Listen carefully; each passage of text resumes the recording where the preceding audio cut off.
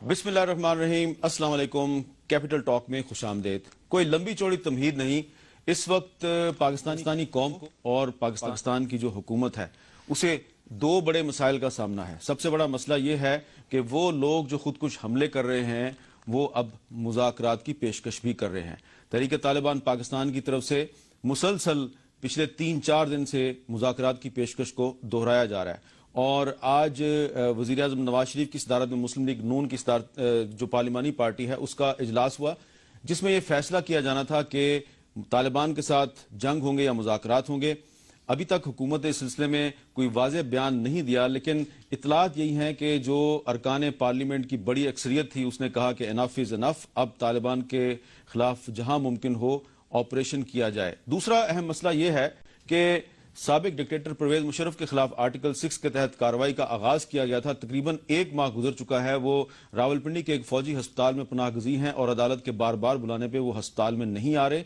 और हुकूमत जिसने आर्टिकल 6 के तहत ट्रायल इसलिए शुरू किया था कि कानून की बालादस्ती कायम की जाए, अब ऐसा लगता है कि शायद जो एक मुशर्रफ के ट्रायल पर एक बड़ा सियासी इत्फाक रहा था, बड़ी सियासी जमातें इस ट्रायल की हामी थी, वो जो बड़ा सियासी इत्फाक रहा था उससे हुकूमत फायदा नहीं उठा सकी।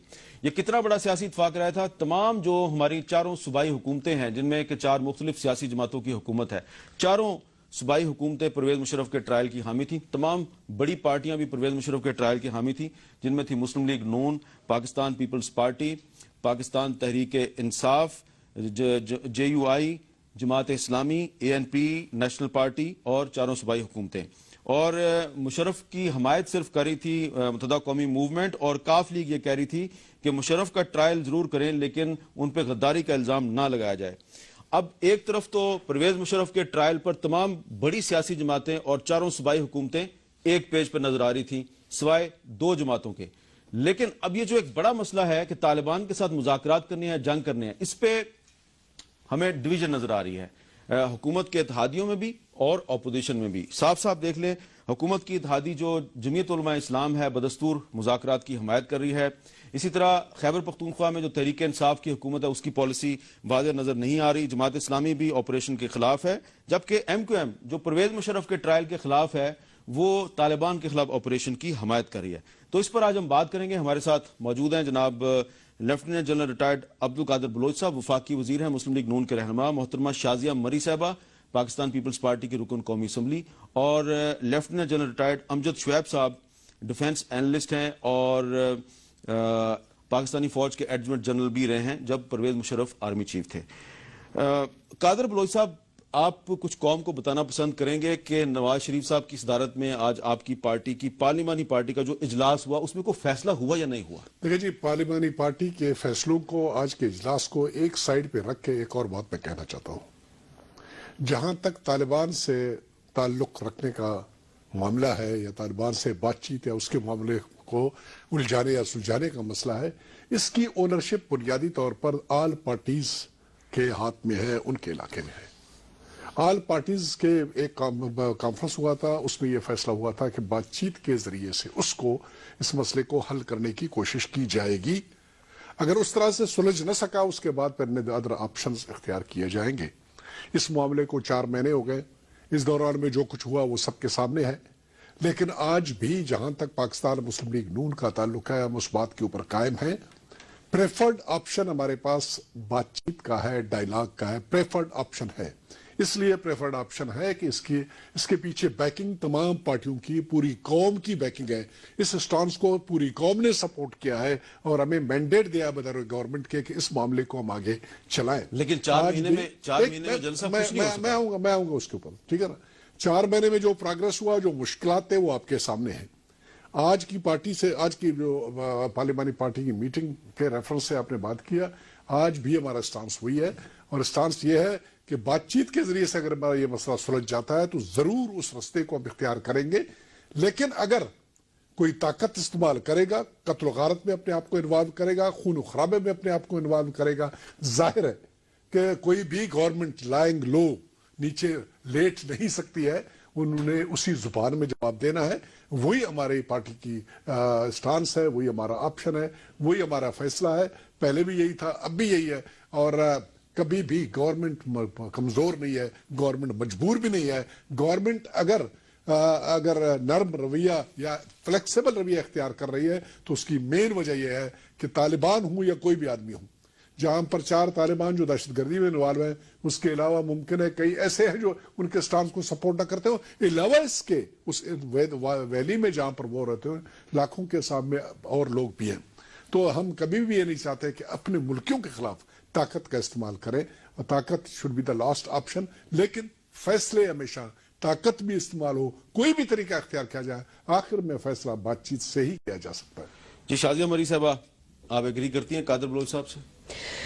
دیکھیے، سب سے پہلے تو بلوچ صاحب کی اس بات سے میں متفق نہیں ہوں کہ قوم نے ان کو ڈائیلاگ کا آپشن دیا تھا. قوم نے ان کو مینڈیٹ دیا ہے کہ اس ملک سے ٹیررزم کو ختم کرے، دہشت گردی کا خاتمہ کیجئے. اب وہ آپ ڈائیلاگ کے ذریعے کرتے ہیں یا کوئی اور راستہ اختیار کرتے ہیں، حکومت کے پاس یہ مینڈیٹ ہے جس کے پاس ایک اچھی خاصی میجورٹی ہے، چاہے وہ پارلیمنٹ میں ہو یا ادروائز جو آج پوزیشن ہے نواز لیگ کی. اور میر صاحب، افسوس کی بات تو یہ ہے کہ آج قومی اسمبلی میں پرائم منسٹر جناب محمد میاں نواز شریف صاحب کی کمی شدت سے محسوس ہو رہی تھی. پہلے 6 جنوری کو یہ اجلاس بلایا جا رہا تھا، اس کے بعد تبدیلی ہوئی، 20 کی تاریخ آئی. خیر، ہم نہیں جانتے 20 کی ڈیٹ کیوں چینج ہوئی اور آج یہ پھر 27 تاریخ کو اجلاس بلایا گیا. ہمیں یوں لگ رہا تھا کہ جو معاملات چل رہے ہیں اور جس طریقے سے آپ کہہ رہے ہیں کہ مطلب کوئی خون ریزی نہ کرے یا کوئی قانون کو ہاتھ میں نہ لے، آپ کی فوج پر بھی حملے ہو رہے ہیں، آپ کے سکولز پہ بھی حملے ہو رہے ہیں، آپ کے 15 سال کے چھوٹے بچے آج سوسائڈ بامبرز کو روک رہے ہیں اور جان بچا رہے ہیں، اعتزاز حسن جیسے بچے اپنی جان دے کر. اور کتنے واقعات ہیں کہ میں لسٹ کیا آپ کو فہرست بتاؤں جب سے یہ اے پی سی کی بات چلی ہے. لیکن دیکھیں، آج بھی نواز شریف صاحب نے اپنی پارلیمنٹری میٹنگ میں جانا مناسب سمجھا، لیکن ایوان میں جہاں وہ لیڈر آف دا ہاؤس ہیں وہ تشریف نہیں لائے. اس معاملے کی شدت کو وہ کس طرح سے محسوس کر رہے ہیں یا کتنے سیریس ہیں؟ آج اس پر خاصا اپوزیشن نے جو ہے اپنا اعتراض اٹھایا، جو کہ میں سمجھتی ہوں حکومتی بینچز میں چند ایک لوگوں کو، میں تمام لوگوں کے لیے لیکن جو بول رہے تھے ان کو یہ اچھا نہیں لگا. ہم نے کوئی غلط بات نہیں کی، وہ لیڈر آف دا ہاؤس ہیں، انہوں نے ایک اعتماد حاصل کیا اس قوم کا. قوم چاہتی ہے کہ خون ریزی بند ہو، ہمارے بچے اس طرح شہید نہ ہو. ہاؤس میں آ کر کیا بتائیں آپ؟ ہاؤس میں آ کر اعتماد میں لیا جائے، بتایا جائے کہ اگر اے پی سی میں آپ کو تمام جماعتوں نے یہ مینڈیٹ دیا ہے کہ اس ملک سے دہشت گردی کا خاتمہ کیا جائے اور آپ سمجھتے ہیں کہ ڈائیلاگ کا آپشن بہتر ہے، اس کے ذریعے آپ کچھ معاملات حل کر سکتے ہیں، تو آپ بتائیے کہ اس میں کیا پیش رفت ہوئی ہے اس وقت سے لے کے اب تک. اور اگر نہیں ہوئی ہے تو یہ روز مرہ بنیادوں پر جو لوگ شہید ہو رہے ہیں، کیا آپ کو نہیں پتا کہ کوئی پیش رفت نہیں ہوئی؟ میر صاحب، ہمیں جو آج بتایا جا رہا تھا نا، ایسا لگ رہا تھا کہ آج بڑے بڑے انکشافات ہو رہے تھے اور میڈیا تو خاص ٹارگٹ تھی کیونکہ آپ سے ہمیں چھپانی تھی باتیں. میں نہیں جانتی کہ آپ سے بے شک ہم چھپا لے، آپ ایگزیجریٹ کر رہے ہیں، لیکن کم از کم آپ آنریبل ممبرز جو اسمبلی میں آ کر نمائندگی کر رہے ہیں ان لوگوں کی جو آپ 18 کروڑ عوام گنواتے رہتے ہیں. نثار صاحب نے کہا میڈیا کو کچھ نہیں بتانا. نہیں، انہوں نے کہا آپ کو نہیں بتانا، بس انہوں نے جو کچھ کہا وہ اسمبلی میں انہوں نے بتایا. میں مکمل کر دوں سر. ایک بات میرے سمجھ میں نہیں آ رہی ہے، شازیہ بی پتہ نہیں یہ کیسے کہہ رہی ہے جب میڈیا بیٹھی ہوئی تھی وہاں پر. یہ تو آپ ان سے پوچھیں چودھری نثار صاحب سے. میڈیا بیٹھی ہوئی تھی، وہ کہہ رہے ہیں میرے پاس ایک خط موجود ہے جس کا انکشاف آج ہوا. شاید سویا ہوا تھا وہ آپ بالکل آپ سو رہے تھے. ویسے میں نے دیکھا تھا 2-4 لوگ، ان میں آپ بھی شامل تھے. آپ ویڈیو فوٹیج منگوا لیجئے. ایک اور نام تھا، میں لیتی نہیں کیونکہ وہ موجود نہیں، پر 2-4 لوگ سو رہے تھے بشمول آپ کے. امجد شعیب صاحب، جنرل امجد شعیب صاحب، یہ بتائیں کہ کیا موجودہ صورتحال میں اگر حکومت فوج سے یہ کہتی ہے کہ جی آپ طالبان کے خلاف آپریشن کریں یا ٹارگیٹڈ آپریشن کریں، تو آپ کے خیال میں یہ آپریشن کامیاب ہو جائے گا؟ نہیں، میرا نہیں خیال. اگر آل آؤٹ آپریشن کیا جائے تو اس کے ریزلٹس جو ہیں وہ کوئی بہت اچھے نکلیں گے. وجہ اس کی یہ ہے کہ ہمارا تجربہ ہے کہ جہاں جہاں علاقے ہم نے کلیئر کیے وہ کلیئر تو ہو جاتے ہیں، ہم ان کو کیپچر بھی کر لیتے ہیں، لیکن ان کے لیڈرز جو ہیں وہ افغانستان میں چلے جاتے ہیں، پھر وہاں وہ مہمان ہوتے ہیں اور پھر وہاں سے وہ کاروائیاں کرتے ہیں. دوسرا ایشو یہ ہے کہ 5.5 لاکھ کے قریب وہاں کی آبادی ہے شمالی وزیرستان کی. وہ جب آئی ڈی پیز ہوں گے اور آ کے یہاں، اور وہ دربدر ہوں گے، پہلے بھی ہوتے رہے، اور یہ وہ لوگ ہیں جن کا کوئی قصور نہیں. یہ बेचारे दरबदर होंगे, तो ये भी हुकूमत के लिए एक बहुत बड़ा मसला खड़ा होगा। तीसरा ये है कि आपके शहरों में दहशतगर्दी बढ़ेगी, क्योंकि इन आईडीपीज के साथ साथ अमूमन जो आम दहशतगर्द हैं जो कि 25,000 रुपया महीना के मुलाजम है उनके पास, वो सारे शहरों में चले जाते हैं और फिर वो ऑर्डर्स उनको ऊपर से मिलते हैं अफगानिस्तान से या जहां से भी मिलेंगे, तो वो नेचुरली शहरों में वाकयात बढ़ेंगे। फिर क्या करना चाहिए? तो ये चीज लाजमन और अगर ऑपरेशन करना होता तो अमेरिका का इतना दबाव रहा आपके ऊपर, आप इतना अरसा उसको रेजिस्ट भी करते रहे, वजूहात उसकी लाजमन ऐसी थी। अब चीज ये है कि हुकूमत ने जब गुफ्तो शनीद की बात की तो ये तो उनकी एक मजबूरी थी, इस वजह से कि कौम बटी हुई थी दो हिस्सों में, कुछ पार्टियां कहती थी जो गुफ्तगू करनी है, कुछ कहती थी कि नहीं, तो आपने सबको एक पेज पे लाने के लिए एक काम किया। अब गुफ्तगू की ऑफर तो हमेशा मौजूद रहनी चाहिए, ठीक है, और इसका लाजमन ओनस तालिबान पे चाहिए कि अगर आप गुफ्तगू करना चाहते हैं तो हम मौलाना को अगर भेजते हैं तो आप भी को भेज दीजिए।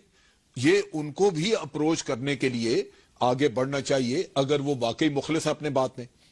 और जहां तक हुकूमत का ताल्लुक है, हुकूमत का फर्ज है कि जो प्रोविंशियल लेवल पे जो आपके जो दहशतगर्दी है उसको कंट्रोल करना सूबाई हुकूमतों का काम है, और उसमें अब जो पेशरफ्त नजर आ रही है ये इससे बढ़ के होनी चाहिए कि आप तमाम इलाकों की छानबीन करें, आप अपने दाएं बाएं मुजाफाती इलाके, अपनी अफगानी बस्तियां, इनमें जाके अगर पकड़े तो फैसिलिटेटर्स आपके हाथ में कह रहे हैं टारगेटेड ऑपरेशन करें। तो टारगेटेड ऑपरेशन तो फाटा में वहां पे होना चाहिए, लेकिन यहां पे स्वीपिंग ऑपरेशन होना चाहिए जो कि सूबाई हुकूमतों को चाहिए कि सूबे में करें। तो कराची में हो रहा है ना ऑपरेशन, तो अभी तक तो कुछ नहीं हुआ। देखें अभी तक नहीं हुआ लेकिन होगा।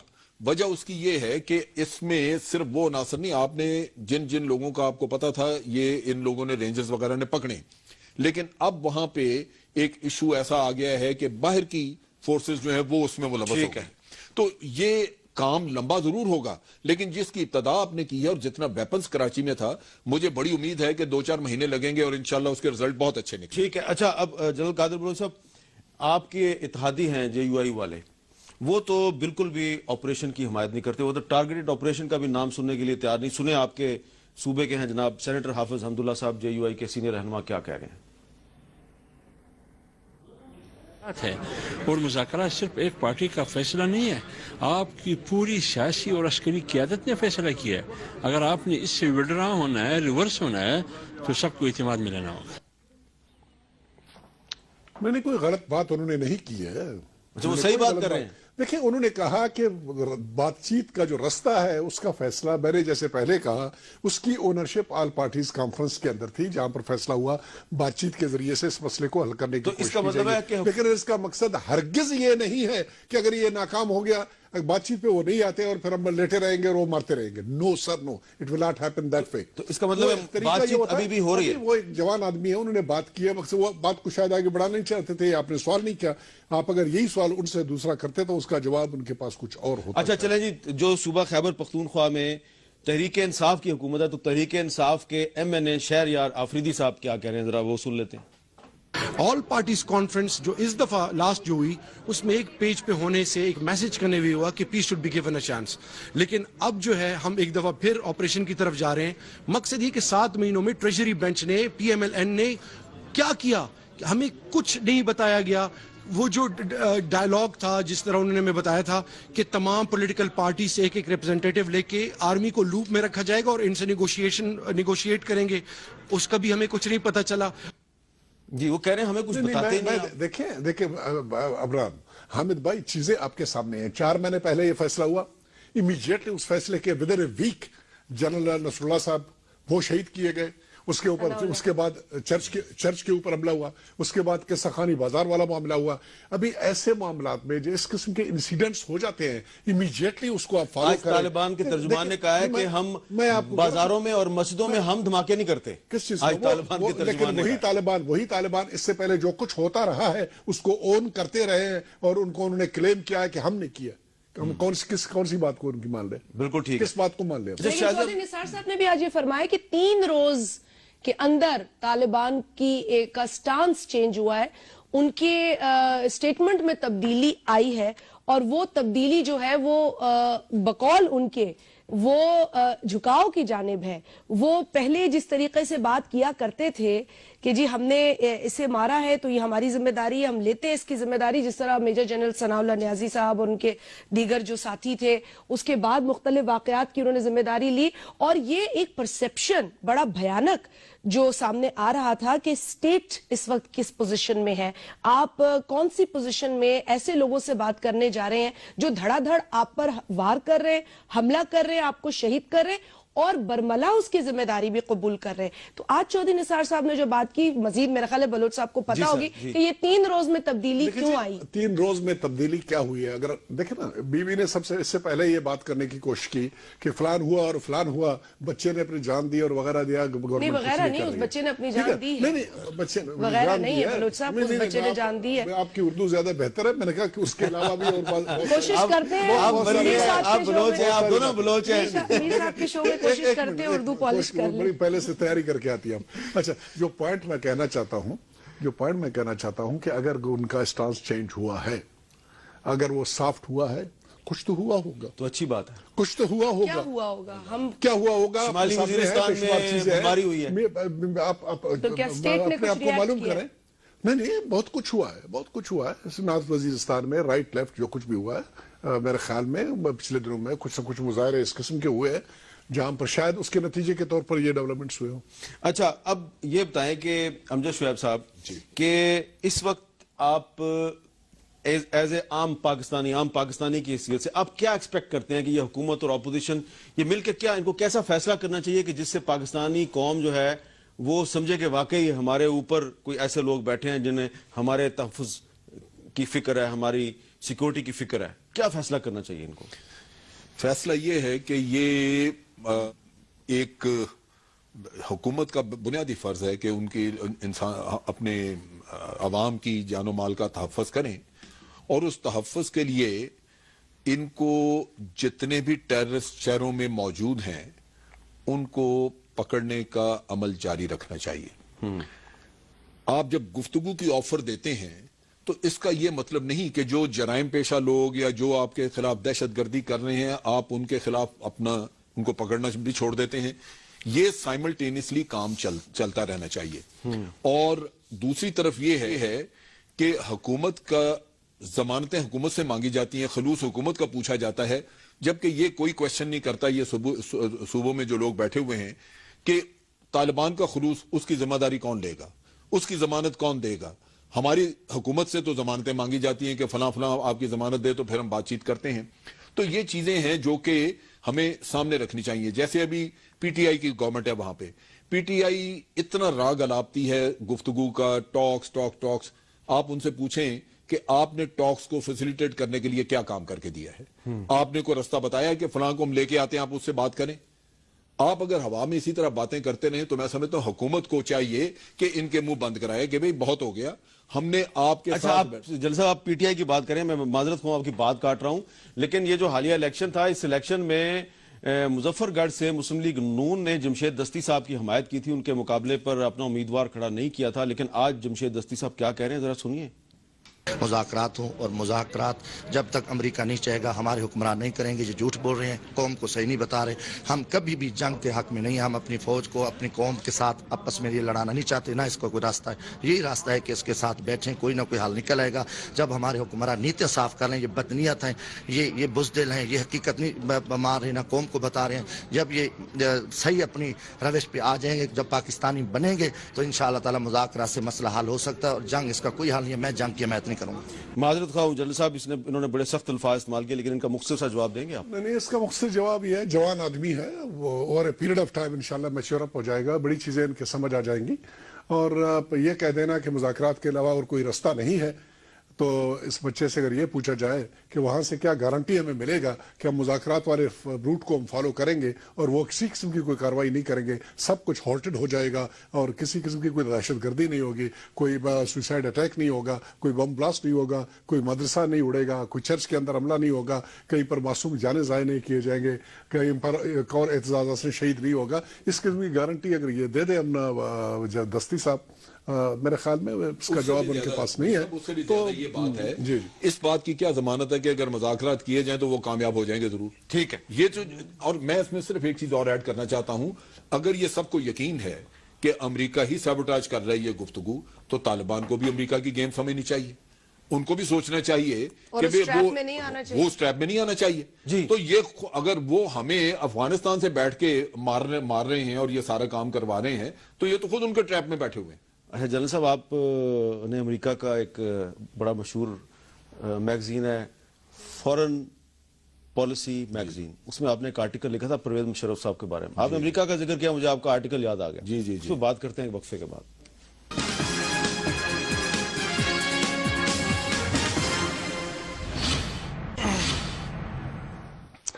وقفے سے پہلے میں نے ذکر کیا جنرل امجد شعیب صاحب نے ایک امریکی میگزین ہے فورن پالیسی میگزین، اس میں ستمبر 2009 میں انہوں نے ایک آرٹیکل لکھا تھا۔ اس آرٹیکل میں کیا لکھا تھا وہ میں آپ کو بعد میں بتاتا ہوں، لیکن پہلے میں آپ کو پرویز مشرف صاحب کی ایک کتاب ضرور دکھانا چاہتا ہوں، یہ جس میں اس کا ٹائٹل ہے سب سے پہلے پاکستان۔ اور یہ سب سے پہلے پاکستان کہنے والے پرویز مشرف صاحب جو ہیں وہ کہتے ہیں کہ میں پاکستان میں علاج نہیں کروا سکتا، میں اینجیوگرافی پاکستان میں نہیں کرواؤں گا۔ اور arm forces institute of cardiology نے جو پہلے جو رپورٹ لکھی تھی اس میں کہا تھا کہ ان کو دل کا عارضہ لاحق نہیں ہے۔ اب نئی رپورٹ جو انہوں نے کورٹ میں پیش کیا اس میں وہ کہہ رہے ہیں کہ جی ان کو بہت سخت سنگین اور غیر یقینی قسم کی کوئی بیماری لاحق ہے، اس کی تفصیل انہوں نے نہیں بتائی۔ تو لگتا یہ ہے کہ پہلی رپورٹ اور دوسری رپورٹ میں کافی فرق ہے، اور یہ واضح طور پہ کہا ہے کہ پرویز مشرف پاکستان میں اینجیوگرافی کروانے کے لیے تیار نہیں ہیں۔ سب سے پہلے پاکستان کا نعرہ لگانے والے پرویز مشرف صاحب جب 2008 میں پاکستان سے جانے والے تھے اس وقت بھی وہ یہ کہتے تھے سب سے پہلے پاکستان، اور کہتے تھے کہ یہ جو میڈیا کے لوگ کہتے ہیں کہ جہاز کھڑا ہے اور مشرف پاکستان سے جانے والا ہے، یہ جھوٹ بولتے ہیں۔ ذرا سنیے انہوں نے 2008 میں میڈیا کے بارے میں کیا کہا تھا۔ میں اپنے آپ کو ایک سچا پاکستانی سمجھتا ہوں، میرا عقیدہ ہے سب سے پہلے پاکستان، ادھر ہی جینا ہے، ادھر ہی مرنا ہے، there is no way, there is no other way۔ تو یہ افواہیں ہیں، جہاز تیار ہے، جا رہے ہیں، آ رہے ہیں، اور پھر کہنے کے بعد دندناتے ہوئے پھر ٹیلی ویژن پہ آ جاتے ہیں۔ بھائی کدھر گیا وہ جہاز کم وقت جو کھڑا ہوا تھا، وہ کدھر چلا گیا؟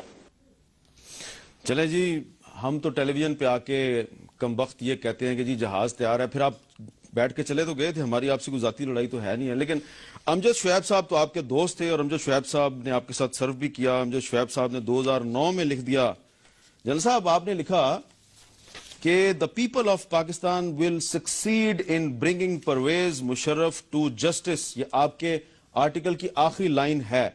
اب آپ کی اتنی بات تو درست ثابت ہوئی کہ آرٹیکل 6 کے تحت ٹرائل شروع ہو گیا، لیکن people of Pakistan and their elected government in Pakistan is still not that strong کہ پرویز مشرف کو اے ایف آئی سے نکال کے کورٹ میں پیش کرے۔ اتنے تو ابھی تک پیپل آف پاکستان سٹرونگ نہیں ہوئے۔ دیکھیں یہ میر صاحب، پہلے تو میں جو لائن لکھی میں اس کی وضاحت کر دوں، یہ میرا اپنا عقیدہ ہے، اور میں یہ کہوں گا کہ اگر میرا اپنا سگا بھائی یا بیٹا بھی آئین کی پاسداری نہ کرے تو میں اس کا ساتھ نہیں دینا چاہوں گا، کیونکہ اگر ملک ہے تو آپ سب ہیں، اور آئین ایک مقدس چیز ہے۔ آپ کو یاد ہوگا کہ 2009 میں یہ آرٹیکل سپٹمبر میں لکھا گیا، لیکن اس سے پہلے چیف جسٹس آف پاکستان کی سربراہی میں بینچ نے یہ کیس سنا تھا، اور اس میں انہوں نے یہ فیصلہ دے دیا تھا کہ بعد نظر میں یہ نظر آتا ہے، بعد نظر میں یہ پتہ چلتا ہے کہ آئین کو وائلیٹ کیا گیا اور جنرل مشرف اس کے ذمہ دار تھے۔ اب چیز یہ ہے کہ اگر چیف جسٹس یا سپریم کورٹ آف پاکستان اس چیز کو کہہ دیتا ہے تو آپ 10 ٹریبیونل نیچے بنا دیں، یہ ایک مسلمہ بات ہے کہ اب اس کے خلاف فیصلہ نہیں ہو سکتا۔ آج آپ بتائیں کہ پرویز مشرف صاحب کورٹ میں آئیں گے یا نہیں آئیں گے؟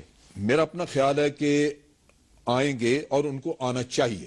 میری اپنی رائے یہ ہے کہ ان کو کورٹ میں آنا چاہیے، کیوں کہ یہ ایک وضاحت ہے اور وہ اس کے بارے میں خود ہی سب کچھ بتا سکتے ہیں، ورنہ تو آپ ان کو مجرم سمجھیں گے۔ اگر آپ، کیونکہ سپریم کورٹ کا ایک فیصلہ پہلے سے موجود ہے، ایک بات سامنے آئی ہوئی ہے، اور اگر وہ خود آ کے یہ واضح کریں کہ وہ کیوں انہوں نے یہ کام کیا، اور اس میں کیا پرائم منسٹر کی طرف سے کوئی سمری تھی، کوئی منسٹر آف انٹیریئر منسٹری کی طرف سے ان کو کوئی پریشر تھا، کوئی حالات ایسے تھے کہ ملک گورن نہیں کیا جا سکتا تھا، تو شاید ان کے پاس کوئی جواز ہو۔ لیکن اگر وہ خود کورٹ میں نہیں آئیں گے تو پھر میں سمجھتا ہوں کہ سپریم کورٹ کی ججمنٹ جو اس وقت کی ہے وہ بہت حد تک لاگو۔ شازیہ انبری صاحبہ، آپ کیا یہ نہیں سمجھتی کہ پرویز مشرف کے ٹرائل پہ تمام بڑی پارٹیز کا ایک بڑا سیاسی اتفاق رہا تھا، تمام پروونشل گورنمنٹس جو ہیں وہ اس کی حمایت کر رہی تھی، لیکن اب آہستہ آہستہ حکومت کچھ کمزوری دکھا رہی ہے؟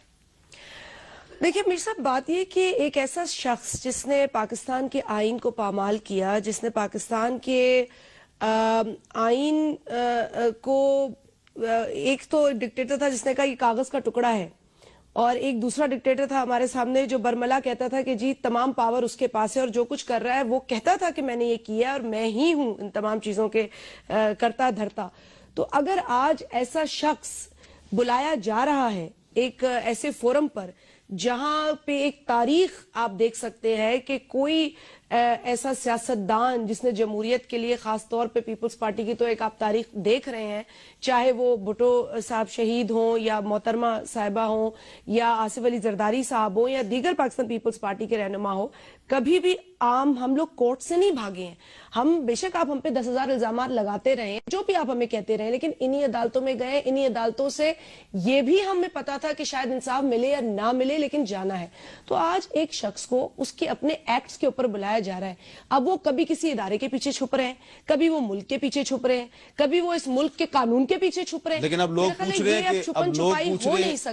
رہے ہیں کہ وہ ادارے کے پیچھے چھپ رہے ہیں یا ادارہ انہیں اپنے پیچھے چھپا رہا ہے، لوگ پوچھ رہے ہیں۔ اب یہ تو حکومت میرا خیال ہے ذمہ دار ہے زیادہ، کیونکہ اگر وہ جاتے ہیں عدالت کی جانب یا جو اسپیشل کورٹ جہاں پہ لگی ہے، پہلے ایک روٹ دوسری جانب لگا ہے جہاں سیکیورٹی ارینجمنٹس ہیں، تو یہ سیکیورٹی ارینجمنٹس کیسے ہوتے ہیں؟ اچھا، اب جنرل صاحب بیٹھے ہیں ہمارے ساتھ، قادر بلوچ صاحب منسٹر بھی ہیں، آپ سے میں سوال پوچھوں گا، لیکن اس سے پہلے میں آپ کو اور اپنے ناظرین کو بتانا چاہتا ہوں کہ جو AFIC ہے، armed forces institute of cardiology, اس کے کچھ عرصہ پہلے سربراہ تھے میجر جنرل اظہر کیانی صاحب، پاکستان کے مایہ ناز کارڈیالوجسٹ ہیں، مایہ ناز ماہر امراض قلب ہیں، اور یہ پرویز مشرف صاحب کا بھی ایگزامینیشن کر چکے ہیں اور بھی بہت سی شخصیات کا ایگزامینیشن کر چکے ہیں۔ آج کل یہ سربراہ ہیں راولپنڈی انسٹیٹیوٹ آف کارڈیالوجی کے، اور اینجیوگرافی کے بارے میں اور پرویز مشرف صاحب کے بارے میں انہوں نے ہمارے نمائندے سبوک سید کے ساتھ ایک گفتگو کی ہے، ذرا سنیے۔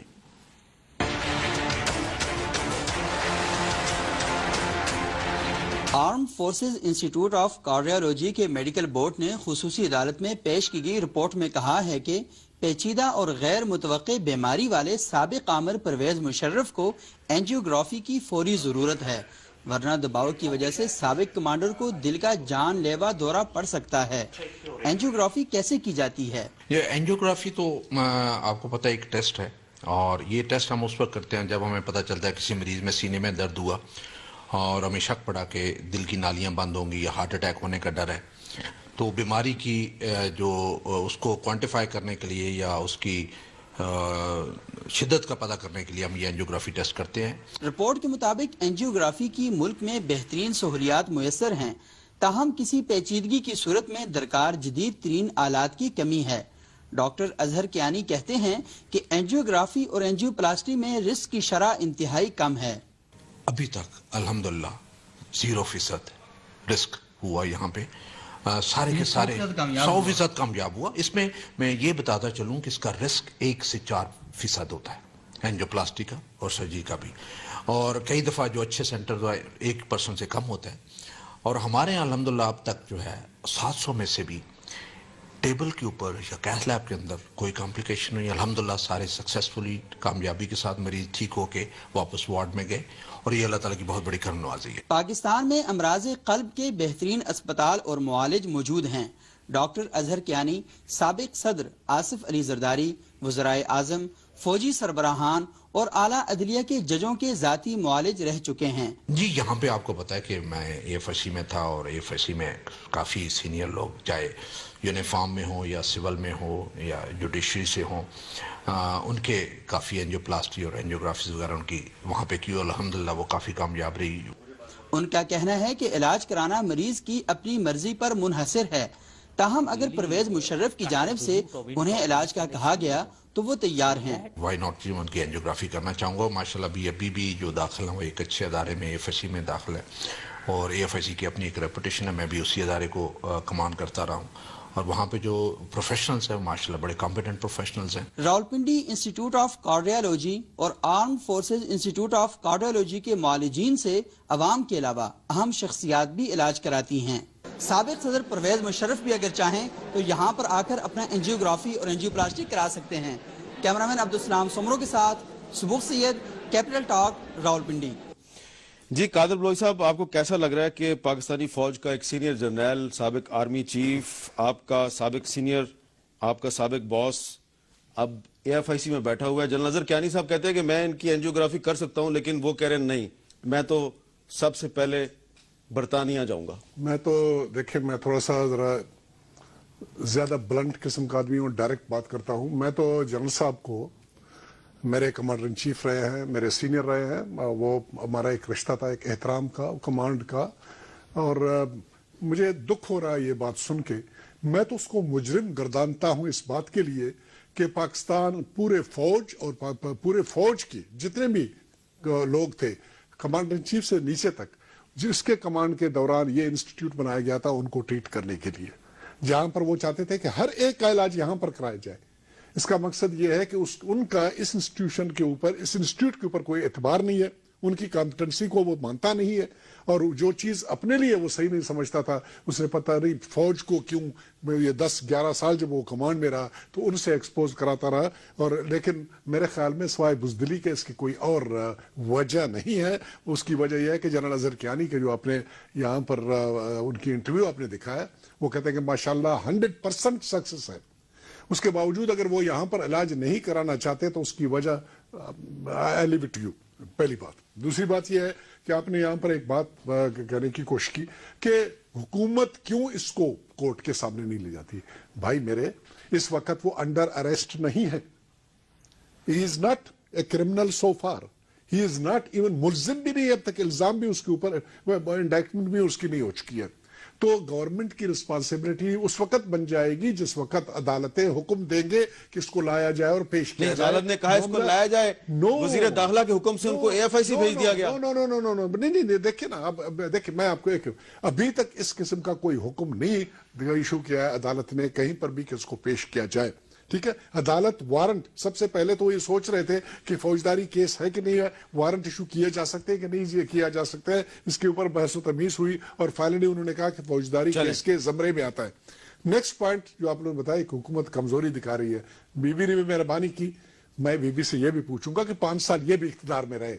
2009 میں جس وقت یہ فیصلہ ہوا کہ یہ ذمہ دار ہے، 2009 سے لے کر 2012-13 تک ان کی حکومت تھی. انہوں نے کیا کیا جو اس وقت ان کو چھوڑے نا، آپ تو جو بھی کرنا ہے آپ نے کرنا ہے. ایک چھوٹا سا وقفے کے بعد دوبارہ ملتے ہیں. جی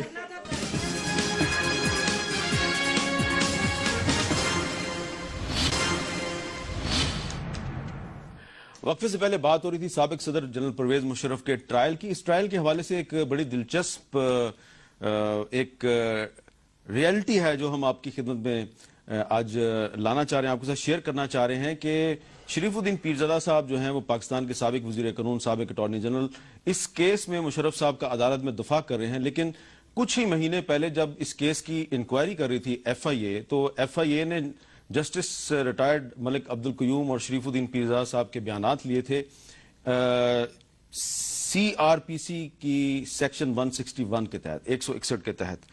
تو ملک قیوم صاحب نے جو FIA کو بیان دیا تھا اس میں کہا تھا کہ جسٹس ریٹائرڈ ملک قیوم نے بطور اٹارنی جنرل پرویز مشرف کو ایمرجنسی نافذ کرنے کا کبھی مشورہ نہیں دیا، نہ ہی مشرف نے کبھی اس سلسلے میں ان سے مشورہ طلب کیا. اقتدار کے ایوانوں میں یہ سمجھا جا رہا تھا کہ پرویز مشرف کو ایمرجنسی نافذ کرنے کا مشورہ سابق اٹارنی جنرل شریف الدین پیرزادہ نے دیا. تو ملک قیوم صاحب نے اپنے سٹیٹمنٹ میں یہ کہا کہ یہ جو پرویز مشرف صاحب نے ایمرجنسی لگائی تو یہ شریف الدین پیرزادہ صاحب نے لگوائی.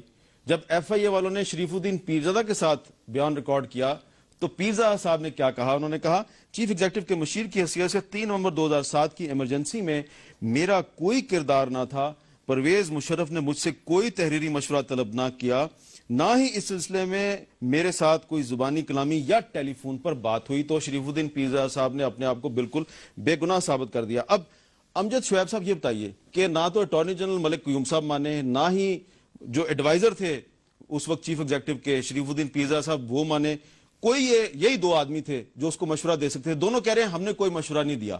لیکن اب کورٹ میں وہ کہہ رہے ہیں جی کہ جن لوگ باقی لوگوں نے مشورہ دیا تھا ان کا بھی ٹرائل کریں. دیکھیں میر صاحب، لازمی بات ہے کہ یہ ایک قانونی نکتہ تھا اور اس میں قانون دانوں نے ہی مشورہ دیا ہوگا. اگر آج قانون دان جھوٹ بولنا شروع کر دیں تو آپ ان کا کیا کر سکتے ہیں. لازماً اس وقت ایک آپ کے لا منسٹر تھے، آپ کی منسٹری تھی، اور ان کے ہاتھ سے لازماً یہ ڈاکومنٹس گزری ہوں گی. میں سمجھتا ہوں ایف آئی اے نے بھی صحیح تحقیقات نہیں کی. پہلے تو اس کے جواز ڈھونڈتے کہ یہ ایمرجنسی وغیرہ لگانے کن کی ریکمنڈیشن پہ آئی. جہاں تک میرا علم ہے لازماً اس وقت کے پرائم منسٹر نے ایک سمری موو کی تھی جس میں انہوں نے لکھا کہ یہ حالات ہمارے قابو سے باہر ہیں اور ہم حکومت نہیں چلا سک رہے. اسی طرح مجھے یہ بھی انفارمیشن ہے کہ انٹیریئر منسٹری سے ایک لیٹر گیا تھا جو کہ سیکرٹری انٹیریئر نے لکھا تھا کہ ہمیں ہمارے آئی جی پولیس آئی جی کو اور مختلف لوگوں کو بلا کے کورٹ میں جب ذلیل کیا جاتا ہے تو ان کا مورال ڈاؤن ہے اور ہم اب کنٹرول نہیں کر سکتے سچویشن کو. اگر اس طرح کے حالات تھے تو لازماً کچھ لوگ تھے جنہوں نے ریکمینڈ کیا اور کچھ لوگوں نے آگے ایسی صورت پیش کی کہ اب وہ بے بس ہیں اور ایمرجنسی کے علاوہ کوئی حل نہیں ہے. ٹھیک ہے. تو میرا خیال یہ ہے کہ ایف آئی اے کو اگر ہم واقعی چاہتے ہیں کہ معاملے کی جڑ تک پہنچیں اور بیٹرز کو بھی سامنے لے کے آئیں تو ایف آئی اے کو پھر ایک بڑی بامقصد تحقیقات کرنی چاہیے تھی. اس کے اوپر میں ایک اور بات جو کرنا چاہوں گا، میں نے آپ سے یہی کہا کہ میں کانسٹیٹیوشن کی ہر طرح کی وائلیشن پرٹیکولرلی آرٹیکل 6 سے ریلیٹڈ جو ہے میں اس کو لازماً کنڈون نہیں کرتا. اس صورت میں جسٹس ارشاد حسن خان نے جبکہ خود اس کو اختیار نہیں تھا جنرل مشرف کو کیسے اختیار دے دیا کہ آپ امینڈ کر دیں اپنا کانسٹیٹیوشن. اچھا قادر بلوچ صاحب، یہ آپ کے ساتھ میجر تھے 71 کی وار میں، آپ دونوں ایک ہی مورچے میں تھے، آپ لیفٹیننٹ تھے، یہ آپ کے میجر تھے. آج آپ ان کی رائے سے اتفاق کرتے ہیں کہ 99 سے ٹرائل شروع ہونا چاہیے؟ دیکھیں جی، میں تو کہتا ہوں 99 نہیں 1958 سے ایک میرے خیال میں ٹروتھ اینڈ ریکنسیلیشن کمیشن بٹھائے. 98 سے اس کے بعد جتنے بھی مارشل لاز لگ چکے ہیں اس کے بارے میں کنڈمنیشن آنا چاہیے. جو مرے ہیں، جو زندہ ہے، everybody should be taken task. لیکن قانونی قباحتیں ہیں، مشکلات ہیں 99 سے شروع کرنے کے لیے کہ انڈیمنیفیکیشن آ چکی ہے پارلیمنٹ کے ذریعے سے، اور وہ جو 1999 کی ٹیک اوور تھی اس کو انہوں نے لیگلائز کیا ہے. اب اگر وہاں سے شروع کرنا ہے تو اس کو دوبارہ پرابیبلی مجھے پتہ نہیں ہے لیکن دوبارہ پارلیمنٹ میں لے جانے کی ضرورت پڑے گی اور اس ڈیسیژن کو ریورس کرنا پڑے گا اور اس کے بعد پھر عدالت میں یہ چیز لے جائی جا سکے گی. چھوٹا جواب دیں کہ اگر پارلیمنٹ میں یہ قرارداد آتی ہے کہ ٹرائل 99 سے ہونا چاہیے، پیپلز پارٹی نون لیگ کی حمایت کرے گی؟ دیکھیں میں صرف ایک بات میر صاحب پہلے کہہ دوں کہ دیکھیں قباحتیں اور مشکلات تو پہلے بھی تھی، لیکن نواز شریف صاحب نے یہ فرمایا تھا کہ جی اس وقت جو 12 اکتوبر کو جو کچھ مشرف نے کیا اس کو نتیجہ ملے گا، اور یہ نواز شریف صاحب نے اپنی ذمہ داری سمجھا. ہم نے تو کچھ کیا نہیں کیا، تیسری مرتبہ آج پرائم منسٹر بیٹھے ہیں، مضبوط حکومت ہے ان کی. پیپلز پارٹی تو کہہ رہی ہے کہ آپ ہر وہ کام جو آئین کے مطابق ہوگا آپ آگے بڑھیں، ہم آپ کے ساتھ ہیں. اب آپ کر کے تو کچھ دکھائیں نا. اب آپ کر کے تو کچھ دکھائیں نا. میرا وقت ختم ہو گیا جنرل صاحب، وقت ختم ہو گیا. شادیہ مری صاحبہ نے آخر میں کہا ہے کہ آپ کچھ کر کے تو دکھائیں، ہم آپ کے ساتھ ہیں. اس میں صرف ایک چیز ایڈ کرنا چاہتا ہوں.